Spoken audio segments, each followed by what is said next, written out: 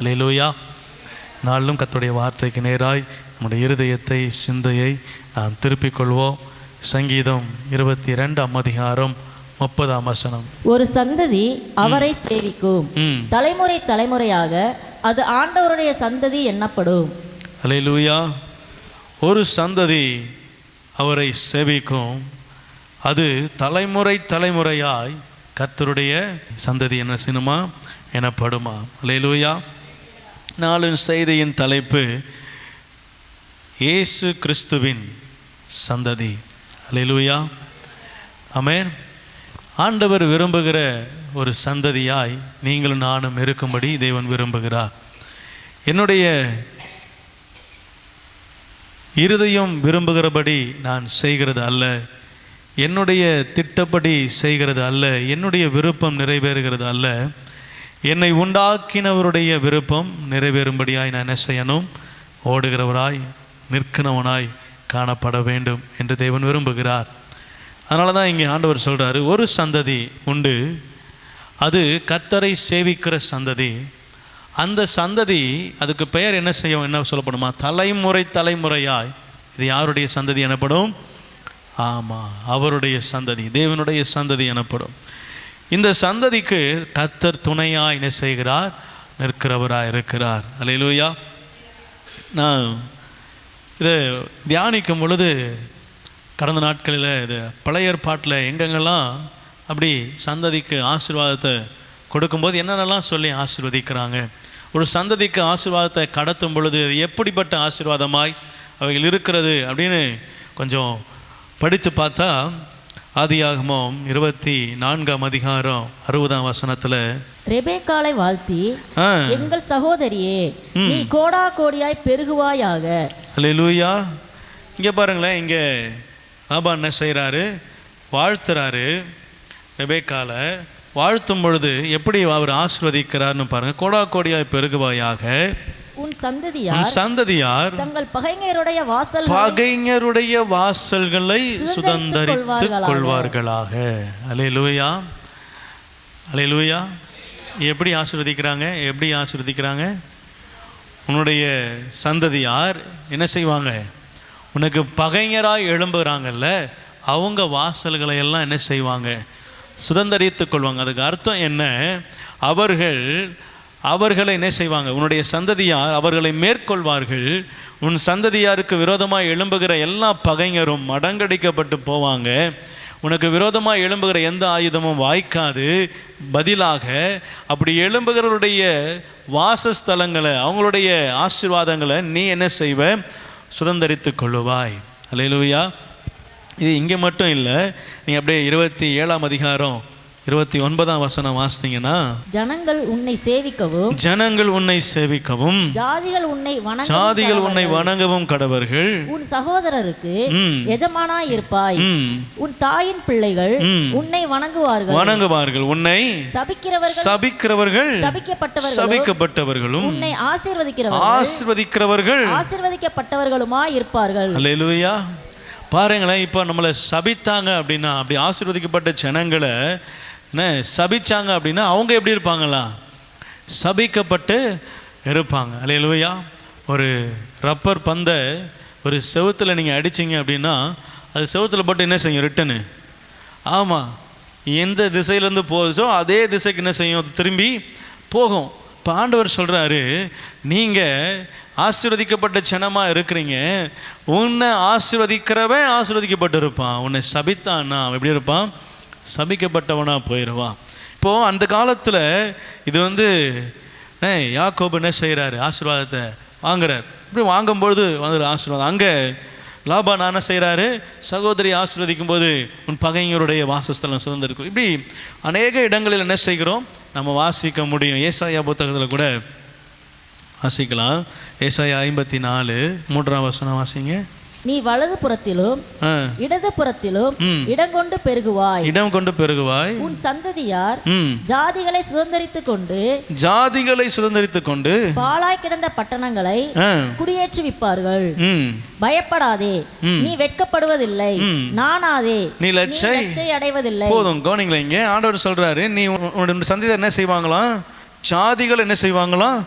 சுதந்தரித்துக் கொள்வார்கள். அப்போ உனக்கு கீழே உனக்கு பணிபுரியும்படியாய், உனக்கு சேவை செய்யும்படியாய் உனக்கு கீழே என்ன செய்வாங்க? ஜாதிகள் இருப்பாங்க. நீ ஒருத்தங்களை கீழ்ப்படுத்துவாய், நீ ஒரு மேலே ஆளுகை செய்வாய்.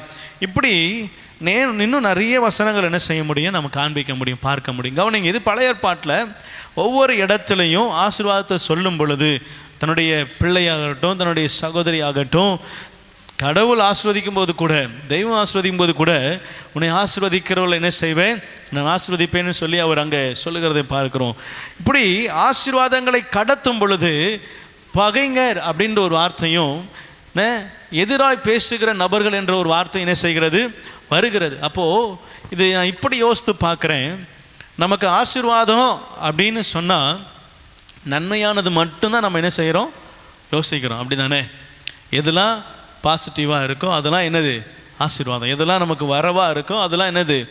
ஆசீர்வாதம் அப்படின்னு நம்ம என்ன செய்கிறோம்? பார்க்குறோம். இங்கே வசனத்தின்படி எப்படி சொல்கிறான்னா, உங்களுக்கு பகைஞராக எழும்புறாங்கல்ல, அதுவும் உங்களுக்கு எப்படி தான்? ஆசீர்வாதம் தான். அல்லேலூயா. அவர்களுடைய வாசஸ்தலங்களையும் நீங்கள் என்ன செய்வீங்களா? சுதந்தரித்துக் கொள்வீர்கள். அல்லேலூயா. நீதிமானுக்கென்று பாவிகளுடைய ஆஸ்தி என்ன செய்கிறதா? ஆமாம், வைக்கப்பட்டு இருக்கிறது. நீதிமான்களுக்கென்று அதை கர்த்தர் வைத்து வைத்திருக்கிறவராக இருக்கிறார். அதை அவர்களுக்கென்றே சேர்த்து வைக்கிற தேவனாக இருக்கிறார். அல்லேலூயா. ஆமென். உங்களை பார்த்து ஆண்டவர் சொல்கிறாரு, ஆசீர்வாதம் அப்படின்னா நன்மையானது மட்டும் அல்ல, உங்களுக்கு விரோதமாக ஒருத்தவங்க எழும்புறாங்களா, அதுவும் உங்களுக்கு ஆசீர்வாதமாக என்ன செய்யுங்க? நீங்கள் கருதுங்க. அல்லேலூயா. ஆமென். நீங்கள் அப்படி யோசிக்க ஆரம்பிச்சிட்டிங்கன்னா உங்கள் கண்களுக்கு, உங்கள் இருதயத்துக்கு வேறு எதுவும் விசனமாக என்ன செய்யாது? தெரியாது. அல்லேலூயா. ஆமாம், எதிராக பேசுகிறவங்கள பார்த்து என்ன செய்யக்கூடாது? ஆமாம், கோவப்படக்கூடாது, சிரிக்கணும். ஏன்?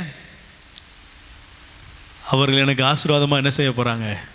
மாற போகிறாங்க. அல்லேலூயா. எதிராக எழும்புகிற எந்த காரியமாக இருந்தாலும் பார்த்து என்ன செய்யணும்? உங்கள் இருதயம் ஆமாம் சந்தோஷப்படணும். ஏன்னா கர்த்தர் அந்த பகைஞரை, எதிராக எழும்புகிற எதிர் வல்லமைகளை உங்கள் சார்பில் என்ன செய்வார்? வர வைப்பார். அல்லேலூயா. அவைகள் உங்களுக்கு ஆசீர்வாதமாய் மாறும். அவைகள் உங்களுக்கு ஆசீர்வாதமாக கர்த்தர் கொடுப்பார். அது பழைய ஏற்பாட்டில் கடத்தப்படுகிற ஆசீர்வாதமாய் நாம் பார்க்கிறோம். அல்லேலூயா. இங்கே ரெபேக்காளுக்காக இருக்கட்டும், இல்லை ஆண்டவருடைய சமூகத்தில் ஒருவேளை ஏமாற்றி அவன் ஆசீர்வாதத்தை பெறான். யாக்கோபு என்ன செய்கிறாரு? ஏமாற்றி ஆசீர்வாதத்தை பெற்றாலும் கர்த்தர் அவனை நியமித்திருக்கிறார். அல்லேலூயா. ஆமென். அவனுடைய ஆசீர்வாதத்துக்கு சொல்லும் பொழுது சொல்கிறாரு, உன்னை ஆசீர்வதிக்கிறவர்கள் ஆசீர்வதிக்கப்படுவாங்க. அல்லேலூயா. உங்களை யாராவது சபிச்சாங்கன்னா என்ன செய்யக்கூடாது? திருப்பி நீங்கள் ஆமென். காரணம் இல்லாமல் இட்ட சாபம் தங்காது. ஆமென். உங்களை யாராவது ஒரு காரணம் இல்லாமல் திட்டுறாங்க, இல்லை உங்களை சபிக்கிறாங்க அப்படின்னா நீங்கள் என்ன செய்யக்கூடாது? கவலைப்படவே கூடாது, யோசிக்கவே கூடாது, அதை பற்றி நினைக்கவே கூடாது. அல்லேலூயா. நமக்கு விரோதமாக ஒருத்தவங்க எழும்புறாங்க அப்படின்னா அவங்கள பார்த்து நம்ம என்ன செய்யக்கூடாது? ஆமாம், ஐயோ எழும்பிட்டாங்க. இல்லை, அவங்க எதுக்கோ வேறு எதுக்கோ கூட என்ன செஞ்சிருக்கலாம்? எழும்பியிருக்கலாம். ஆனால் நம்ம என்ன செஞ்சிருவோம்? நமக்கு விரோதமாக தான் எழும்பிட்டாங்க. இல்லை, ஆண்டவர் சொல்கிறாரு, உனக்கு விரோதமாக ஒரு கிறிஸ்தவனே எழும்பினாலும் அது உனக்கு என்ன செய்யாது? அல்லேலூயா. ஆமாம், இன்றைக்கி ரொம்ப பெரிய வேறு ஒருத்தங்களாம் எழும்ப வேண்டியதில்லை. நம்மளால என்ன செய்கிறாங்க? எழும்பினாலும் அது என்ன செய்யாது? வாய்க்காது. ஆமென். கவனிங்களேன், நம்முடைய ஆண்டவர் எப்போவுமே நீதிபரர் தான். அல்லேலூயா. ஆமாம், அது மற்றவர்களுக்கு இல்லை, இவங்களும் கிறிஸ்தவங்க தானே, நமக்கு எதிராக நிற்கிறாங்க, நம்மளும் ஆண்டவர் ஆராதிக்கிறோம், இவங்களும் ஆண்டவர் ஆராதிக்கிறோம், இவங்களும் செய்கிறாங்க, அவங்களும் ஜெபம் பண்ணுறாங்க, இவங்களும் பைபிள் வாசி, அவங்களும் யாருடைய இருதயத்தில் உண்மை இருக்குது அதுதான் ஆண்டவர் என்ன செய்வார்? பார்ப்பார். அல்லேலூயா. ஆமாம், அவங்களும் ஆண்டவர் ஆராதிக்கிறாங்க அப்படிலாம் என்ன செய்ய மாட்டார். பட்சபாதம் பார்க்குறவர் அல்ல. அவர் நீதி உள்ள நியாயாதிபதி. இவர் இதில் உண்மை இருக்குதா, இவங்க சரியாக இருக்கிறாங்களா, இவங்க கரெக்டாக இருக்கிறாங்களா, இவங்களிடத்துல உண்மை இருக்குதா, அவங்க பக்கம்தான் என்ன செய்வார்? ஆண்டவர் நிற்பார். அல்லேலூயா. ஆக காரணம் இல்லாமல் ஒருவர் சாபமிட்டாலோ இல்லை உங்களுக்கு விரோதமாக எழும்பினாலோ அவங்களுக்கு கூட நீங்கள் மல்லு கட்டணும்னு அவசியம் இல்லை. உங்களுக்கு விரோதமாக எழும்புகிற ஆயுதம் வாய்க்காதுன்னா வாய்க்காது. உங்களை ஆசீர்வதிக்கிறவர் ஆசீர்வதிக்கப்பட்டிருப்பாங்க, உங்களை சபிக்கிறவங்க சபிக்கப்பட்டிருப்பாங்கன்னா அதுக்குண்டான பாத்திரமானாய், உண்மை உள்ள பாத்திரமாய் நீங்கள் இருப்பீர்கள் என்று சொன்னால் உங்களுக்கு விதிக்கப்பட்ட ஆசீர்வாதம் உங்களோடதே என்ன செய்யும்? இருக்கும். அல்லேலூயா.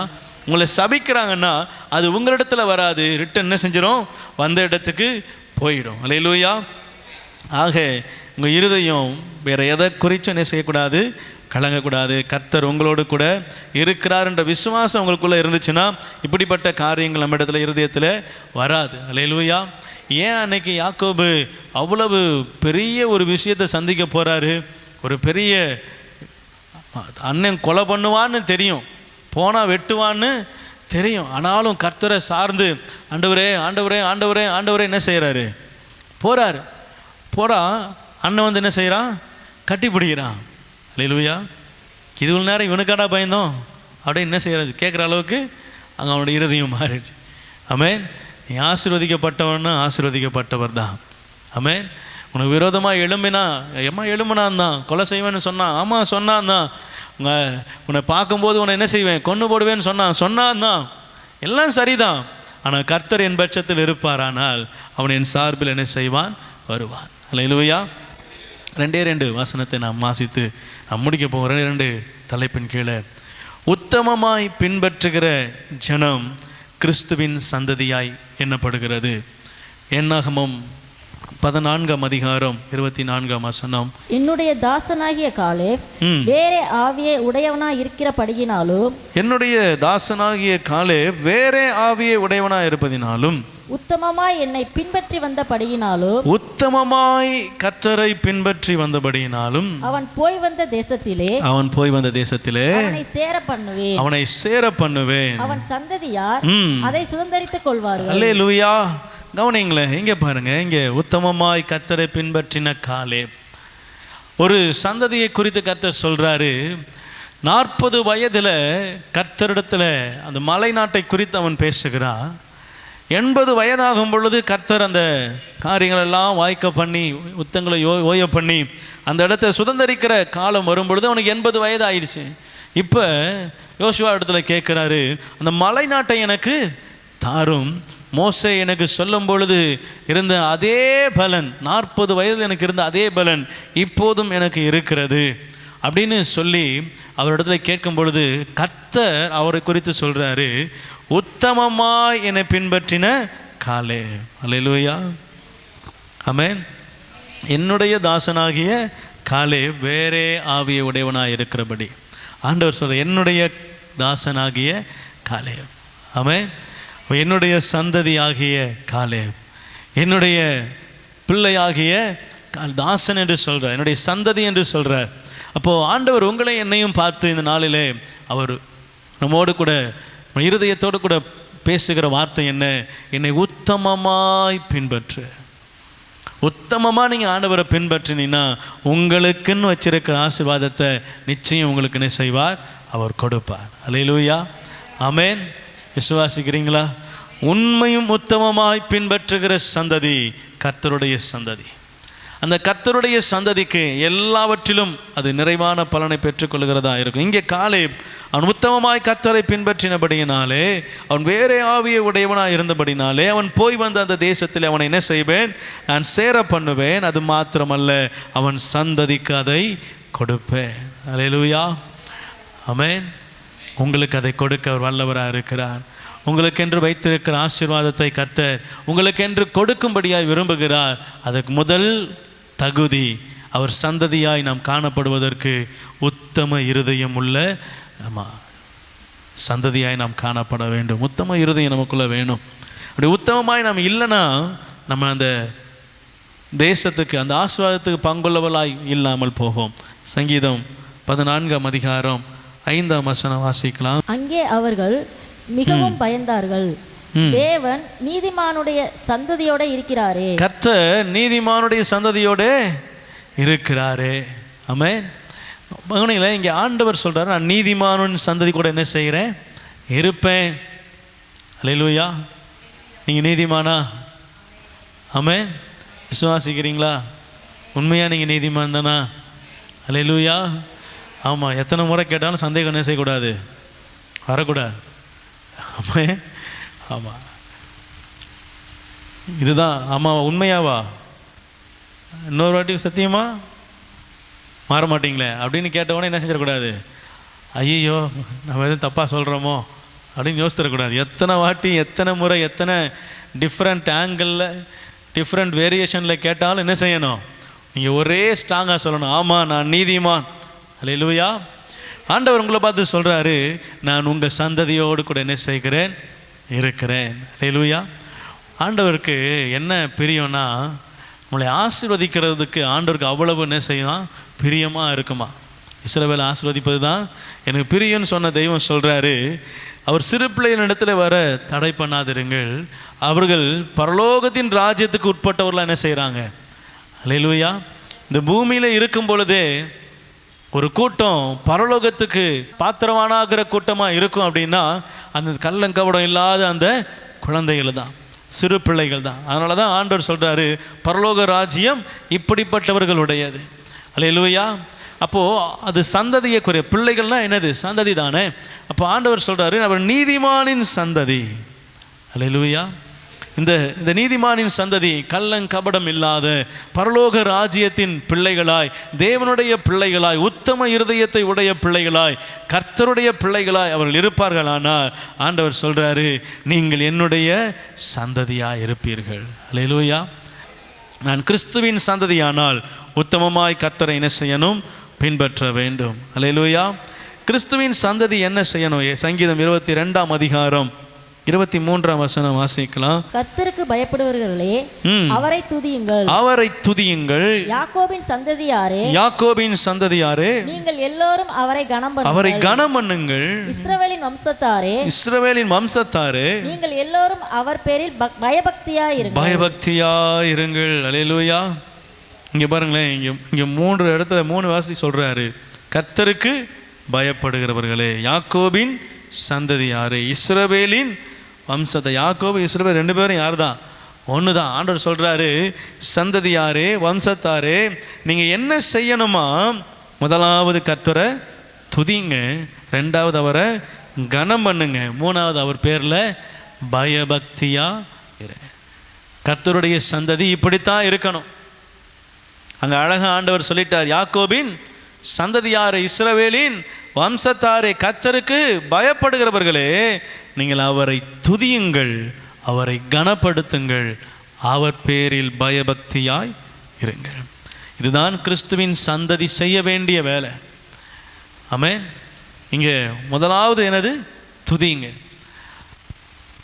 ஒரு நாளைக்கு ஒரு 50 முறையாவது ஒரு பெற்றோரை பார்த்து ஒரு பிள்ளை என்ன செஞ்சிடும்? அப்பா அம்மா என்ன செஞ்சிடும்? கூப்பிட்றோம். அப்படி தானே? மம்மி டேடி அப்படி என்ன செய்வாங்க? பிள்ளைங்க கூப்பிட்றாங்க. ஒரு நாளைக்கு ஒரு சின்ன நீங்கள் ஹோம்ஒர்க் சொல்லிக் கொடுக்க உக்காந்தாலும் சரி, இல்லை காலையில் எழுந்ததுலேருந்து இரவு படுக்க போகிறது முன்பதாக வரைக்கும் சரி, ஒரு 50-100 முறையாவது என்ன செய்கிறாங்க? உங்களோடு கூட அவங்க பேசுகிறாங்க, அவங்க உங்களை கூப்பிடுறாங்க, உங்களுக்கு கனத்தை கொடுக்குறாங்க. அம்மா வாங்க, அப்பா வாங்க, மரியாதையாக உங்களை என்ன செய்கிறாங்க? பேசுகிறாங்க. இப்போ இது நம்ம தினந்தோறும் நம்ம கேட்குறதுனால நமக்கு ஒரு வேளை என்ன செய்யுது? பழகி போயிருக்கலாம். ஆனால் நீங்கள் அதை பிள்ளை வளர்ந்து அம்மா அப்பான்னு சொல்ல ஆரம்பிக்கும் போது அந்த சந்தோஷம் என்ன செய்யும்? ஒரு வித்தியாசமான சந்தோஷமாக ஃபீல் பண்ணியிருப்போம். இப்போ ஆண்டவர் என்ன சொல்கிறாருன்னா, நீங்கள்லாம் என்னுடைய சந்ததி. ஆமென். நீதிமானின் சந்ததி, நீங்கள் என்னுடைய சந்ததி.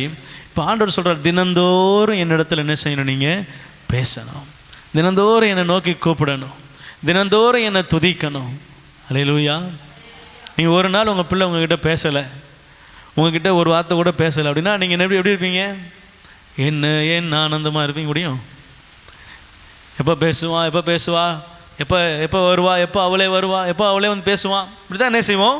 யோசிப்போம். அவனா வந்து பேசுவானா அப்படின்னு கொஞ்சம் என்ன செய்வோம்? காத்திருப்போம். நீங்களும் நானும் இந்த சரீரத்தில் சாதாரண மாம்சத்தில் மண்ணில் உருவாக்கப்பட்ட நம்முடைய இருதயமே அப்படி எதிர்பார்க்குமானால், கேட்குமானா, வாஞ்சிக்குமானா, எதிர்பார்த்து நிற்குமானா, ஆண்டவர் சொல்கிறாரு, உங்களை எனக்கென்று ஏற்படுத்தினீர்கள், என் துதியை சொல்லி வருவான்ற பெரிதான நோக்கத்தோடு கர்த்தர் உங்களை என்னை உருவாக்கினார். ஆண்டவர் எதிர்பார்க்கிறார், இவர்கள் என்னை துதிக்கணும். அல்லேலூயா.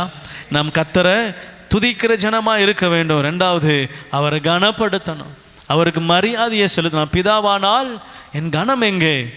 என்னுடைய மகிமையை வேறு ஒருவருக்கும் என்ன செய்ய மாட்டேன், கொடுக்க மாட்டேன். ஆண்டவர் அந்த கனத்தில் மரியாதையில் அந்த அந்த ஆண்டவருக்கு கொடுக்க வேண்டிய காரியத்தில் கர்த்தர் ரொம்ப கண்ணும் கருத்துமாக இருக்கிறார். ராஜா பேசின உடனே ஜனங்கள்லாம் சொன்னாங்களாம், இது ராஜா பேசலை, இது தேவன் பேசினது போல் என்ன செய்தது இருக்கிறது அப்படின்னு சொன்ன உடனே ராஜா உடனே ஏஞ்சி நின்று நான் தான் அந்த மனிதன் உடனே படான்னு ஒரு அறை என்ன செஞ்சு, ஆமாம், மண்ணை கவ்வும்படி ஆண்டவர் என்ன செஞ்சார், ஒரே போட்டார். மகிமையை ஆண்டவர் என்ன செய்ய மாட்டார், ஒரு நாளும் விட்டு கொடுக்க மாட்டார். அல்லேலூயா, ஆமென். அதனால தான் இஸ்ரவேல் ஜனங்க கண்ணுக்குட்டியை செய்து அவங்க அதை வழிபடும் பொழுது கர்த்தர் அன்னைக்கு சங்காரத்தை அனுமதித்தார். அதை ஆண்டவர் விரும்ப மாட்டார். இது நாள் வரைக்கும் சினாய் மலை வரைக்கும் நடத்தி கொண்டு வந்தவர் அவர் இங்கே மலையில் வந்தவொடனே கண்ணுக்குட்டி என்ன செஞ்சிருச்சு, ஒரு நடத்த வந்துருச்சு. அவங்க இருதயம் அந்த சிலையின் மீது என்ன செஞ்சிருச்சு, போயிருச்சா. என்னுடைய மகிமையை ஒரு சொற்பத்துக்கு ஒரு சொரூபத்துக்கு நீ ஒப்பனையாக்கிட்டியா அப்படின்னு அன்னைக்கு கீழே மோசே இறங்கும் பொழுது கர்த்தர் பட்சத்தில் நிற்பவன் யார் என்று அவன் கூக்குரலிடவும் எல்லாம் லேவியின் கோத்திரம்லாம் என்ன செஞ்சிருச்சு, வந்துருச்சு. மீது எல்லாம் வாளால் வெட்டுண்டு மடிந்தாங்க. அல்லேலூயா, பெரிய சங்காரம் இஸ்ரவேலுக்குள்ளே வந்தது. காரணம் மகிமையை விக்கிரகத்துக்கு கொடுத்ததுனால. ஆமென், அல்லேலூயா. விக்கிரகம் மட்டும் இல்லை, தெய்வத்தை விட்டு நீங்கள் வேற எதை முன்பதாக வைச்சாலும் அது விக்கிரகம்தான். அது உருவாக்கப்பட்டதுக்கு சமமாயிரும். கர்த்தருடைய மகிமையை நீங்கள் அதுக்கு கொடுப்பதற்கு சமமாயிரும். ஆண்டவர் அது ஒரு நாளும் விட்டு கொடுக்கிறவர் அல்ல. ரெண்டாவது, அவரை கனப்படுத்துங்க. மூன்றாவது, அவர் பேரில் பயபக்தியாய் இருங்கள். அல்லேலூயா. இஸ்ரவேலின் பயபக்திக்குரியவர் அவர் பயபக்திக்குரிய தேவன். அவரிடத்துல பணிந்து குனிந்து அவரிடத்துல என்ன செய்யணுமா, ஆமாம், அவரை ஆராதிக்கும் பொழுது பயபக்தியோடு கூட என் வசனத்துக்கு நடுங்குகிறவனையே நோக்கி பார்ப்பேன். ஏன் வசனத்துக்கு நடுங்கணும்? ஆண்டவருடைய வசனம் உத்தமமானது. அந்த வசனம் ரொம்ப ரொம்ப பவர்ஃபுல்லானது. ஆண்டவர் சொல்கிறாரு, கர்த்தருடைய சத்தம் காதேஸ் வனாந்தரத்தை அதிர பண்ணும். கர்த்தருடைய சத்தம் பெண்கான்களை என்ன செய்யுமா, ஈனும்படி செய்யும். இப்படி அவருடைய சத்தத்தை குறித்து வேதம் அழகாய் சொல்லுகிறது. கர்த்தருடைய வார்த்தை மிகவும் கனப்படுத்தக்கூடியது. அல்லேலூயா, ஆமென். அதனால தான் பைபிள் என்ன செய்யுங்க, ரொம்ப கவனமாக கனப்படுத்தி என்ன செய்யணும். ஆமாம், ரொம்ப அசால்ட்டாக என்ன செஞ்சிடக்கூடாது, வேதத்தை கையில் வச்சுருக்கக்கூடாது. வேறு தூக்கி புக்கை போடுற மாதிரி என்ன செஞ்சிடக்கூடாது, போடக்கூடாது. பயபக்தியோடு கூட என்ன செய்யணும், வேதத்தை கையில் எடுக்கணும். நீங்கள் இந்த நிறைய பேரை நான் பார்த்துருக்குறேன், பைபிளை எடுத்து முத்தம் செய்வாங்க. பைபிளை முத்தம் செஞ்சு தான் கீழே வைப்பாங்க, புத்தம் செஞ்சு தான் என்ன செய்வாங்க, திறப்பாங்க. கவனிங்களேன், அது கனப்படுத்துவதற்கு அடையாளம். அல்லேலூயா, அது ரொம்ப முக்கியம். ஆண்டவரை கனப்படுத்தும், பயபக்திக்குரியது வேதம். ஆண்டவருடைய வார்த்தை பயபக்திக்குரியது. கர்த்தருடைய சமூகம் பயபக்திக்குரியது.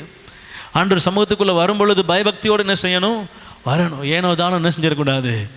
அல்லேலூயா. சினிமா தேட்டர் கிடையாது, நம்ம இஷ்டத்துக்கு என்ன செய்யக்கூடாது, அப்படியே போகிற மாதிரி. அல்லேலூயா. அதனால தான் இந்த கல்யாணம்லாம் நடந்துச்சுன்னா மேக்ஸிமம் வாசலே என்ன செய்வேன், நின்றுவேன். யாரும் செருப்பு போட்டு என்ன செய்யக்கூடாது, உள்ளே போயிட. அப்படி யாராவது போட்டு வந்தாலும் இங்கேருந்து வந்து அனௌன்ஸ்மெண்ட் கொடுப்பேன், இது மண்டபம் அல்ல, இது மற்ற இடம் அல்ல, இது தேவனுடைய ஆலயம். ஆகவே உன் காலணிகள் என்ன செய்யுங்க, வெளியே கொண்டு போங்க. காலணி போட்டுக்கிட்டு இங்கே சின்ன பிள்ளை கூட என்ன செய்யக்கூடாது, சின்ன பிள்ளை தானே, குழந்தை தானே, என்ன செய்யக்கூடாது அப்படி. ஆமாம், இது ஏனோ தானோன்னு செய்கிற இடம் இல்லை. சின்ன பிள்ளையாக இருந்தாலும் காலில் இருக்கிறது செருப்பு தானே, அது பேரும் என்னது தான். அல்லேலூயா. ரொம்ப கரராக இருப்பார்னு நினைக்கிறீங்களா? கரெக்டாக இருக்கிறது, கரராக இருக்கிறது வேறு. அல்லேலூயா. சின்ன பிள்ளையாக இருந்தாலும் அது காலில் போட்டிருக்கிறதுக்கு பேர் என்னது தான் இல்லை. கரெக்டி உன் பேக்கில் கூட வச்சுக்கோங்க, ஆனால் காலில் என்ன செய்யக்கூடாது, போடக்கூடாது. அல்லேலூயா. ஏன்னா இது தேவனுடைய சமூகம்.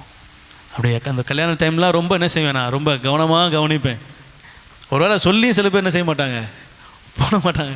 நான் போய் நேரில் சொல்லிடுவேன், ஏஞ்சி போய் வெளியே செருப்பை கழட்டி விட்டுவாங்க அப்படின்ட்டுருவேன். ஏன்னா இது ஆண்டவருடைய ஆலயம். ஆமென். கவனிங்களேன், இந்த இடத்துக்கு வரும்பொழுது பயபக்தி இருக்கணும். ஆண்டவர் சமூகத்தில் வரும்போது பயபக்தி இருக்கணும். மோசே முதல் பாஸ்டர், முதல் தலைவன் ஆண்டவர் சமூகத்தில் பயபக்தியோடு, ஆண்டவரே நான் திக்குவாய பயபக்தியோடு பேசுகிறவனாய் காணப்படுகிறார். எல்லா தலைவர்களும் அப்படி தான். ஆபிரகாம், ஈசாக்கு, யாக்கோபு, நீங்கள் யாரை எடுங்க, எல்லாம் பயபக்திக்குரியவரே. அவர் ஆண்டவரை பயபக்தியோடு கூட தான் என்ன செய்கிறாங்க, அவரோடு கூட பேசுகிறாங்க. கர்த்தர் நல்லவர். ஆண்டவருடைய சமூகத்தில் பயபக்தியோடு கூட இருப்போமானால் கர்த்தருடைய சந்ததியாய் நாம் காணப்படுவோம். நம்ம செய்யக்கூடாத காரியம், ஒரே வசனத்தை வாசித்து முடிக்கலாம். நெகேமியா 9ஆம் அதிகாரம் 2ஆம் வசனம் 3ஆம் வசனம். இஸ்ரவேலின் சந்ததியார் மறுஜாதியாரெல்லாம் விட்டு பிரிந்து வந்து நின்று, மறுஜாதியாரை எல்லாம் விட்டு பிரிந்து வந்து நின்று தங்கள் பாவங்களையும் தங்கள் தங்கள் பிதாக்களின் அக்கிரமங்களையும் அறிக்கையிட்டார்கள். அல்லேலூயா. பின்பு அவர்கள் எழுந்திருந்து தங்கள் நிலையில் நின்றார்கள். அப்பொழுது ஒரு ஜாம மட்டும் அவர்களுடைய தேவனாகிய கர்த்தரின் நியாயப்பிரமாண புஸ்தகம் வாசிக்கப்பட்டது. பின்பு ஒரு ஜாம மட்டும் அவர்கள் பாவ அறிக்கை பண்ணி தங்கள் தேவனாகிய கர்த்தரை பணிந்து கொண்டார்கள். அல்லேலூயா, அல்லேலூயா. இஸ்ரவேல் சந்ததியார் மறு ஜாதியாரை எல்லாம் விட்டு பிரிந்து, ஆமென். இப்போ இங்கே இஸ்ரவேல் கலந்துருச்சு. இங்கே கலந்துருச்சு, ஜனங்களோடு ஜனமாக கலந்துருச்சு. அடிமைத்தனத்துக்கு போனதுனால எல்லாம் ஒரு கூட்டமும் என்ன செஞ்சிருச்சு, ஒவ்வொரு இடத்துலையும் கலந்துருச்சு. எல்லா இடத்துலையும் உலகத்துக்கு ஒத்துவாள், ஊரோடு ஒத்துவாள், ஜனத்தோடு ஒத்துவாள் அப்படின்ற வார்த்தைக்கு நாங்கள் என்ன செஞ்சிருச்சு, கலந்துருச்சு. இப்போ கர்த்தர் அந்த காலங்களை சூழ்நிலைகளை மாற்றுறாரு. உடனே அவங்க வந்து நின்று என்ன செய்கிறாங்களாம், இஸ்ரவேல் சந்ததியார் மறு ஜாதியாரை விழாம் விட்டு பிரிந்து வந்து நின்று தங்கள் பாவங்களை, ஆமாம், தங்களுடைய பாவங்களையும் தங்கள் பிதாக்களின் அக்கிரமங்களையும் என்ன செஞ்சாங்களாம், அறிக்கையிட்டாங்க. கர்த்தருடைய சமூகத்தில் தன்னை தாழ்த்தி பணிந்தாங்க. கவனிங்களேன், மறு ஜாதியார் அப்படின்னா உலகத்தோடு கூட ஐக்கியம் வைத்திருக்கிற ஜனங்கள். அல்லேலூயா. உலகத்தோடு கூட கலந்திருக்கிற ஜனங்களோடு நமக்கு ஐக்கியம் இல்லை. ஆமென். ஒளிக்கும் இருளுக்கும் ஐக்கியம் இல்லை. நமக்கும் விசுவாசிக்கும் அவிசுவாசிக்கும் ஐக்கியம் இல்லை. ஆண்டவர் சொல்றாரு, இதெல்லாம் ஐக்கியப்படாது. ஒளியும் இருளும் ஒரு நாள் என்ன செய்யாது, ஐக்கியப்படாது. அவிசுவாசியும் விசுவாசியும் ஒரு நாள் என்ன செய்ய முடியாது, ஐக்கியப்பட முடியாது. அது கூடாத காரியம். அதில் என்ன செய்யாத, பிணைக்கப்படாது இருப்பாயாக ஆண்டவர் சொல்கிறார். இப்போது இஸ்ரவேல் சந்ததியார் பிரிந்தாங்க. அவங்க ஆண்டவருடைய சமூகத்துக்கு வந்து நின்று தன்னுடைய பாவங்களை எல்லாம் அறிக்கை செய்தாங்க. தங்கள் ஸ்தானத்தில் வந்து நின்றார்களாம். ஒரு ஜாமம் மட்டும் நியாயப்பிரமாண புஸ்தகம் பைபிள் வாசிக்கப்படுது. ஒரு ஜாமம் மட்டும் பாவ அறிக்கை செய்கிறாங்க. அவங்க வார்த்தையை கேட்டு அறிக்கை செய்து அவங்க ஆண்டவருடைய சமூகத்தில் பணிந்து கர்த்தருடைய சமூகத்தில் தன்னை தாழ்த்துறாங்க. ஆண்டவர் அந்த நாளிலே அவனுடைய வாழ்க்கையில் இருக்கிற சூழ்நிலைகளை மாற்றினார். அல்லேலூயா. தேவனுடைய சந்ததி இன்றைக்கி பல இடங்களில் கலந்து போய் கிடக்குது. பல சூழ்நிலைகளில் கலந்து போய் கிடக்குது.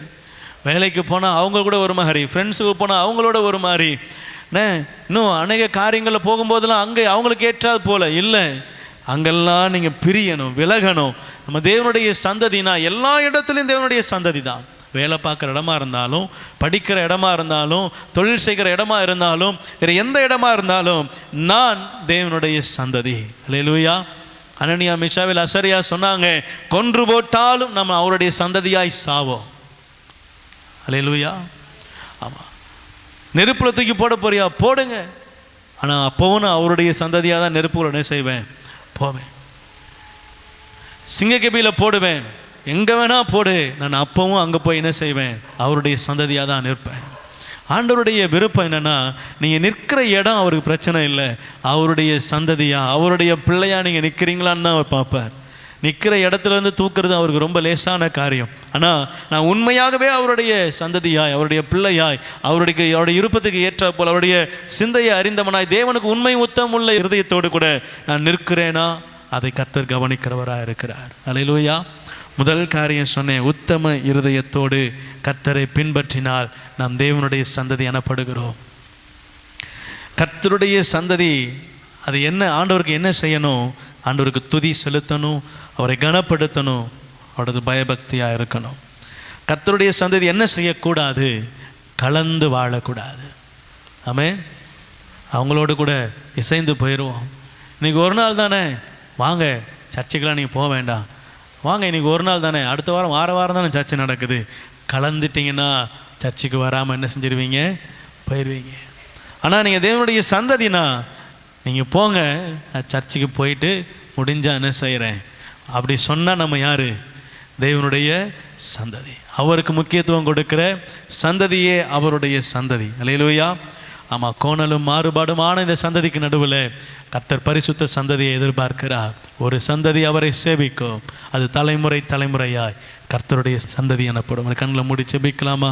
அந்த ஒரு சந்ததி நீங்களும் நானுமா இருக்கிறோம்.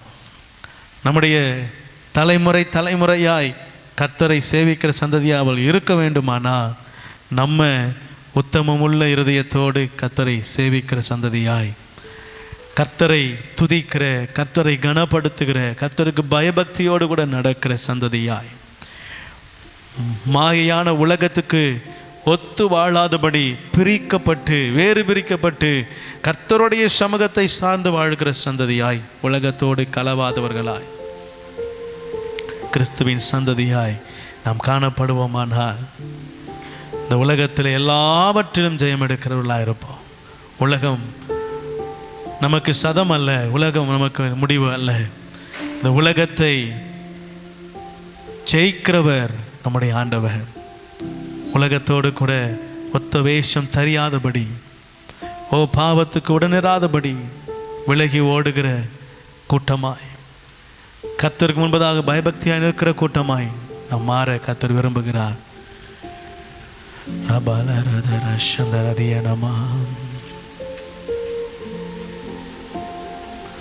தலைமுறை தலைமுறையா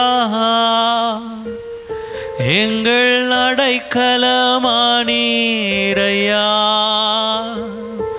முற்பிதாக்கள் ஆராதித்த எங்கள் அதிசய தெய்வம் நீரே. தலைமுறை தலைமுறையா எங்கள் அடைக்கலமானீரையா, முற்பிதாக்கள் ஆராதித்த எங்கள் அதிசய தெய்வம் நீரே. இதுவரை நடத்தின எபினேசரே, இனிமேலும் நடத்தும் யெகோவாயிரே. இதுவரை நடத்தின எபினேசரே, இனிமேலும் நடத்தும் யெகோவாயிரே. நன்றியோடு பாடிடுவோம், வாழ்நாளெல்லாம் உயர்த்திடுவோம். நன்றியோடே பாடிடுவோம், வாழ்நாளெல்லாம் உயர்த்திடுவோம். தலைமுறை தலைமுறையா அடைக்கலமானீரையா,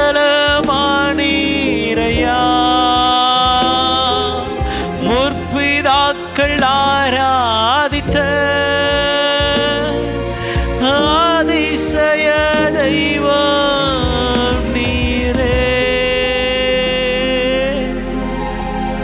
நல்ல தகப்பனே, தலைமுறை தலைமுறையாய் எங்கள் அடைக்கலமானவரே, ஆண்டவரே, நாங்கள் உம்முடைய சந்ததியாய் உத்தமமாய் உமக்கென்று ஜீவிக்க, உலகத்தோடு கலக்காதபடி உம்மை துதிக்க, கனப்படுத்த, உமக்கு பயந்து நடக்க, உடைய சமூகத்தில் உம்முடைய பிள்ளையாய் நான் வாழ எங்களை அர்ப்பணிக்கிறோம்.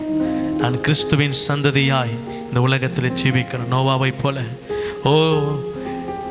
இந்த சந்ததியார் மத்தியிலே உன்னை உத்தமனாய் எனக்கு முன்பதாக கண்டேன் என்று சொல்லி நோவாவை குறித்து சொன்ன சாட்சியை போல, யோபுவை குறித்து சொன்ன சாட்சியை போல நாங்களும் ஆண்டவரே உம்முடைய சமூகத்தில் வரும் பொழுது இதோ உத்தம இஸ்ரவேலன் என்று சொல்லி எங்களை குறித்து சாட்சி கொடுக்கத்தக்கதாய் உமக்கு முன்பதாக ஆண்டவரே நாங்கள் உத்தமமாய் நடக்க கிருபை தாங்க, உலகத்தோடு கலவாமல் நடக்க கிருபை தாங்க, உமக்காக எழும்பி பிரகாசிக்க கிருபை தாங்க.